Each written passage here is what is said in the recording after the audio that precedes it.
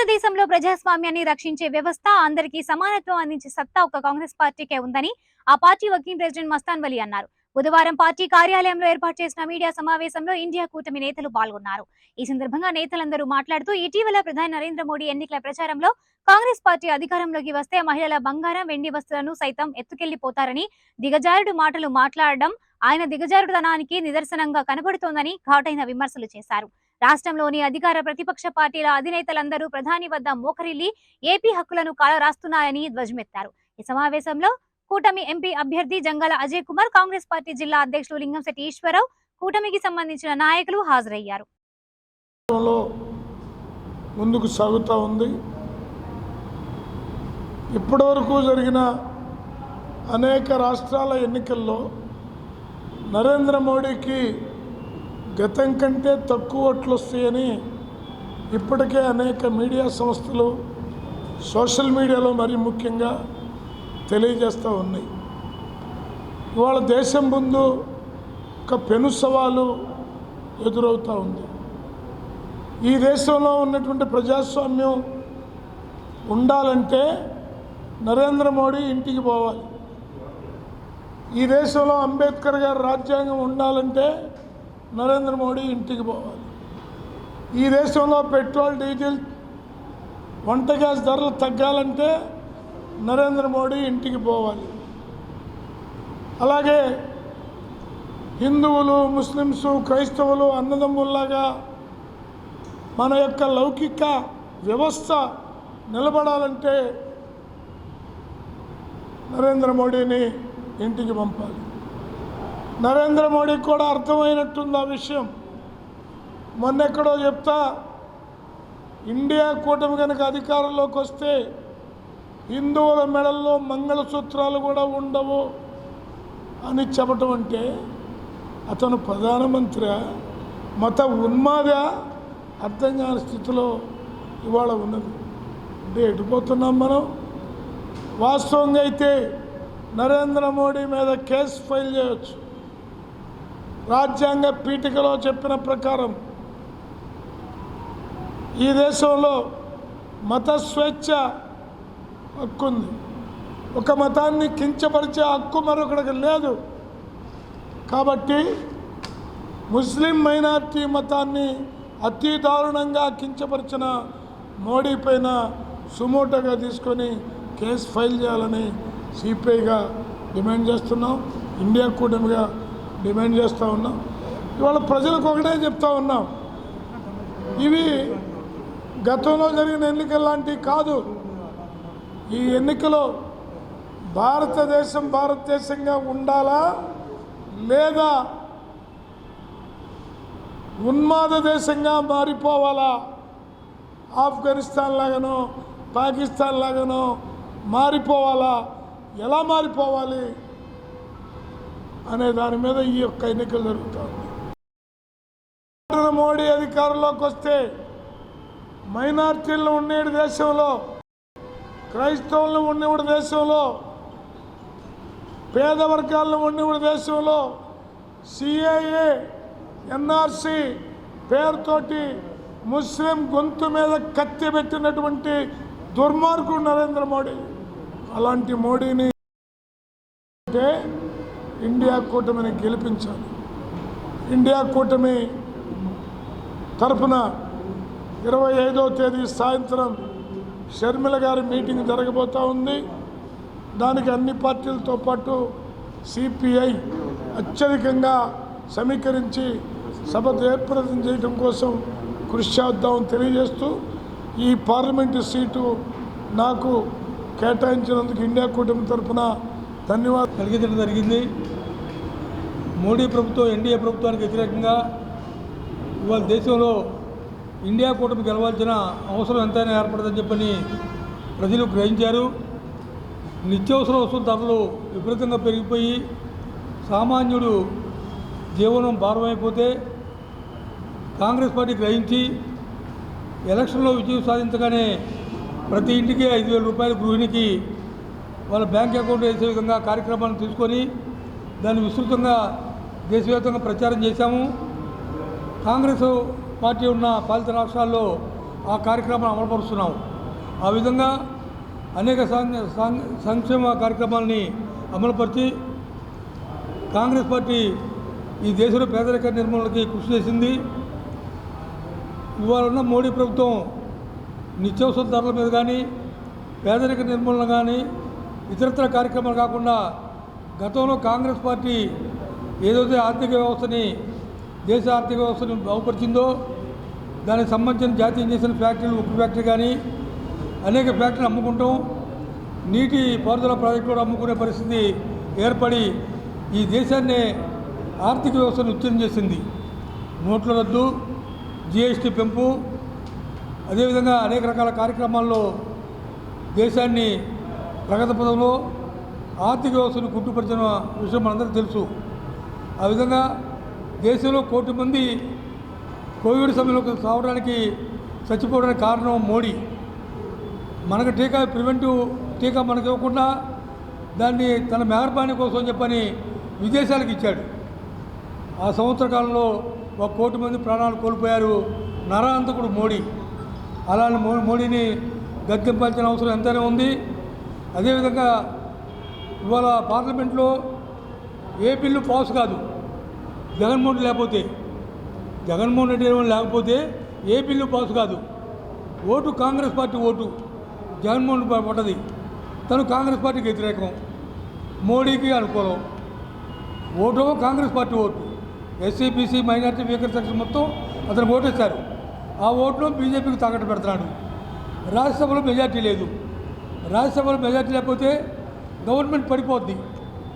ఆర్థిక bill pass అవ్వాలంటే budget bill రాజ్యసభలో మెజార్టీ ఉండాలి, ఉభయ సభల్లో. దానికి ఒత్తాసగా ఇతను కాంగ్రెస్ ఓటుతో గెలిచిన జగన్మోహన్ రెడ్డి బీజేపీ ప్రభుత్వం నిలబడటానికి రాజ్యసభలో పార్లమెంట్లో కూడా ఆ ఓట్లు ఇవ్వడం జరుగుతుంది. ఆ విధంగా రాష్ట్రపతి ఎన్నికలో కానీ, ఉపరాష్ట్రపతి ఎన్నికలో కానీ బీజేపీ ప్రభుత్వాన్ని సపోర్ట్ చేసి వాళ్ళ దేశంలో ఒక బానిసలాగా పోతున్నాడు జగన్మోహన్ రెడ్డి. ఆంధ్రుల యొక్క ఆత్మగౌరవాన్ని దెబ్బతీస్తూ ఇటు మన జగన్మోహన్ రెడ్డి, అటు చంద్రబాబు నాయుడు, ఇటు పవన్ కళ్యాణ్ దాసోహం చేస్తున్నారు మోడీకి. విచిత్రమైన పరిస్థితి. ఒక షర్మిల గారి నేతృత్వంలో ఆంధ్రప్రదేశ్ కాంగ్రెస్ కమిటీ ఒక్కటే ఈ రాష్ట్రంలో మోడీని, జగన్మోహన్ రెడ్డిని. ఆంధ్రప్రదేశ్ రాష్ట్ర కాంగ్రెస్ అధ్యక్షురాలు శ్రీమతి షర్మిలారెడ్డి గారు రేపు గుంటూరు నగరానికి విచ్చేస్తూ ఉన్నారు. ఈ కార్యక్రమంలో ఇండియా కూటమి నుంచి పోటీ చేసేటటువంటి అందరూ, సిపిఐ పార్లమెంట్ అభ్యర్థి, మంగళగిరి నుంచి సిపిఎం అభ్యర్థి, కాంగ్రెస్ పార్టీ నుంచి పోటీ చేస్తున్న తాడికొండ, మరి అట్లానే పొన్నూరు, తెనాలి, గుంటూరు వెస్ట్ నియోజకవర్గాలకు సంబంధించినటువంటి అభ్యర్థులతో పాటుగా యావత్ కాంగ్రెస్ కుటుంబ సభ్యులు శ్రీ షర్మిలారెడ్డి గారి యొక్క కార్యక్రమం. ఇవాళ షర్మిలారెడ్డి గారు ఒక సమాధానం, జగన్మోహన్ రెడ్డి గారి ప్రభుత్వం చేస్తున్న అవినీతి గురించి, జగన్మోహన్ రెడ్డి గారి లోపాయికారిగా నరేంద్ర మోడీ గారికి ఏ విధంగా వ్యాపార భాగస్వామి, రాజకీయ భాగస్వామిగా ఉన్నాడో చాలా క్రిస్టల్ క్లియర్గా మరి ప్రశ్నిస్తూ ఉంటే సమాధానం చెప్పలేనటువంటి పిరికి ముఖ్యమంత్రి జగన్మోహన్ రెడ్డి గారు. ఒక్క ప్రశ్నకి కూడా సమాధానం చెప్పలేని జగన్మోహన్ రెడ్డి చెప్తూ ఉంటారు, సలహాదారుల చేత, తోకల చేత సమాధానం కాదు కానీ గుడ్డ కాల్చి నెత్తి మీద వేసేటటువంటి ప్రయత్నం చేస్తూ ఉన్నారు. రాహుల్ గాంధీ గారు దేశంలో, నరేంద్ర మోడీ గారు దేశాన్ని భారత్ని పేద భారతదేశంగా, ధనిక భారతదేశంగా, మతం పేరు మీద, కులం పేరు మీద, భాష పేరు మీద, రంగు పేరు మీద, చివరకు తినే తిండి పేరు మీద, కట్టుకునే బట్టల పేరు మీద కూడా ఈ దేశాన్ని చీల్చి బలహీనపరచాలనే ప్రయత్నం, భారతీయుల మధ్య ఒకళ్ళ మీద ఒకళ్ళకి విషాన్ని చిమ్మి ఘర్షణలు సృష్టించాలనేటటువంటి ప్రయత్నం చేస్తూ ఉంటే శ్రీ రాహుల్ గాంధీ గారు భారత్ జోడో, భారతీయులందరూ ఒక్కటే, భారత జాతి ఒక్కటే, అన్న, మామ, బాబాయ్, పిన్ని అనేటటువంటి ఒక ఐక్యమత్యంతో పనిచేసేటటువంటి శ్రీ రాహుల్ గాంధీ గారి ఆలోచన విధానం. ఇది సిద్ధాంతపరమైనటువంటి పోరాటం నడుస్తుంది దేశంలో. ఇండియా కూటమిలో 14 నుంచి 17 పార్టీల కూటములు ఏర్పడిపోయినాయి. ఎందుకో తెలుసా? నరేంద్ర మోడీ గారి దుర్మార్గ విధానాలు భారత ప్రజాస్వామ్యాన్ని, భారత రాజ్యాంగాన్ని బలహీనపరిచేటటువంటి ప్రయత్నానికి వ్యతిరేకంగా ఒక ఉమ్మడి ఇండియా కూటమిగా ఏర్పడి ఇవాళ ఎన్నికల్లో పోటీ చేస్తూ ఉంటే భయపడ్డాడు నరేంద్ర మోడీ. భయపడి ఈ దేశంలో ఏ నాడు కూడా స్వతంత్రం వచ్చిన తర్వాత ఒక ప్రధానమంత్రి ఇంత నీచ స్థాయికి దిగి మాట్లాడిన చరిత్ర లేదు. కాంగ్రెస్ పార్టీ అధికారంలోకి వస్తే భారత మహిళల మెడలో పుస్తులు తీసుకొని ముస్లింలకు ఇచ్చేటటువంటి గౌరవం. నేను మీ ద్వారాగా ఈ రాష్ట్ర ప్రజల్ని, ఈ దేశ ప్రజల ద్వారాగా పిరికి ప్రధాని అయినటువంటి నరేంద్ర మోడీని అడుగుతా ఉన్నా, ఏ మేనిఫెస్టోలో రాశారు నరేంద్ర మోడీ గారు? ఏ కాంగ్రెస్ మేనిఫెస్టోలో రాశారో, ఏ ఇండియా కూటమిలో ఉన్నటువంటి కామన్ మేనిఫెస్టోలో రాశారో? నీకు ఏమాత్రం ధైర్యం ఉంటే, ఈ దేశ ప్రధానిగా నీలో దమ్ముంటే ఈ దేశ ప్రజలు చెప్పమని చెప్పి డిమాండ్ చేస్తూ ఉన్నాను. రాహుల్ గాంధీ గారు ఈరోజు కూడా అక్కడ అడిగిన ఒక్క ప్రశ్నకు సమాధానం చెప్పలేనటువంటి పిరికి ప్రధానివి నువ్వు. మళ్ళా ఎన్నికలకు వచ్చేటప్పటికి హిందుస్థాన్, పాకిస్తాన్, మందిర్, మస్జిద్, హిందూ, ముస్లిం, ఇది తప్ప ఈ దేశానికి యువతకు ఉద్యోగ అవకాశాలు కలుగజేసావా? ఈ దేశంలో పరిశ్రమలు రావడానికి మౌలిక సదుపాయాలు కలుగజేసావా? పరిశ్రమలు వస్తే కార్మిక రంగానికి సంబంధించినటువంటి దానిలో ఎక్కడైనా ఒక అభివృద్ధి చేయగలిగావా? చేయలేకపోగా నీ చాతకానితనాన్ని కప్పిపుచ్చుకోవడం కోసం కాంగ్రెస్ మేనిఫెస్టోని అడ్డం పెట్టి మాట్లాడేటటువంటి నీచ స్థితికి దిగజారినందుకు చాలా బాధాకరమైన విషయం. ప్రజాస్వామ్యవాదులు, అభ్యుదయవాదులు, ప్రజా సంఘాలు ఆలోచన చేయాలి. ఇటువంటి కిరాతకమైన ఆలోచన కలిగినటువంటి నరేంద్ర మోడీ యొక్క విధానాన్ని ప్రశ్నించాలి. నేను నేరుగా అడుగుతా ఉన్నా ఈ రాష్ట్రంలో ఉన్నటువంటి జగన్మోహన్ రెడ్డిని, చంద్రబాబు నాయుడు గారిని, నరేంద్ర మోడీ గారు మాట్లాడినటువంటి మాట మీద కానీ, నరేంద్ర మోడీ గారు ఢిల్లీని మించిన అమరావతిని ఇస్తానన్న మాటకి ప్రశ్నించేటటువంటి దమ్ము మీలో ఉందా?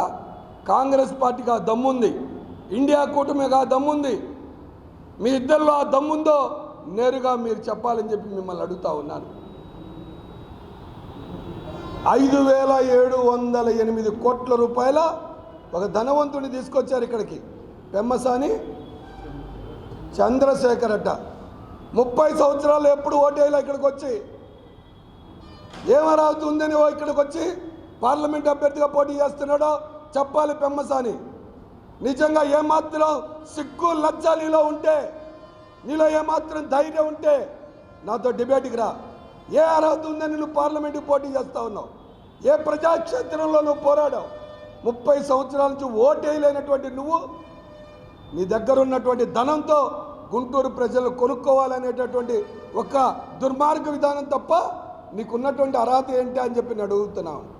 ఛాలెంజ్ చేస్తున్నా పెమ్మసాని, ఏమాత్రం దమ్ము ధైర్యం ఉంటే నాతో డిబేట్కి రా. ప్రత్యేక హోదా తెస్తావా? రా డిబేట్కి. పోలవరం పూర్తి చేస్తావా? రా డిబేట్కి. విశాఖ స్టీల్ ప్లాంట్ ఎక్కడుందో నీకు తెలియదేం బహుశా. దానికోసం చాలామంది అసూలు బాశారు.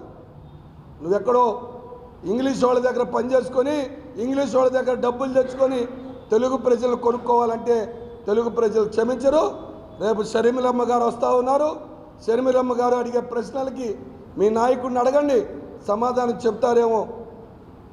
దయచేసి ఇండియా కూటమి అంతా కూడా, ప్రతి అభ్యర్థి కూడా పెద్ద ఎత్తున షర్మిలమ్మ కార్యక్రమాన్ని జయప్రదం చేయడంలో మేమందరం కూడా రేపు సాయంత్రం 6 గంటలకి శారదా కాలనీ దగ్గర ఉన్నటువంటి ఆర్ట్స్ సెంటర్ కానీ, లేదా సంజీవయ్య నగర్ దగ్గర అంబేద్కర్ గారి విగ్రహం, బాబు జగజ్జీవన్ రావు గారి విగ్రహం, ఈ 2 పాయింట్లలో ఒక పెద్ద ఎత్తున కార్యక్రమం, షర్మిలమ్మ గారి కార్యక్రమం జరగబోతూ ఉంది. దీంట్లో ఇండియా కూటమి అభ్యర్థులందరూ కూడా పాల్గొంటారు.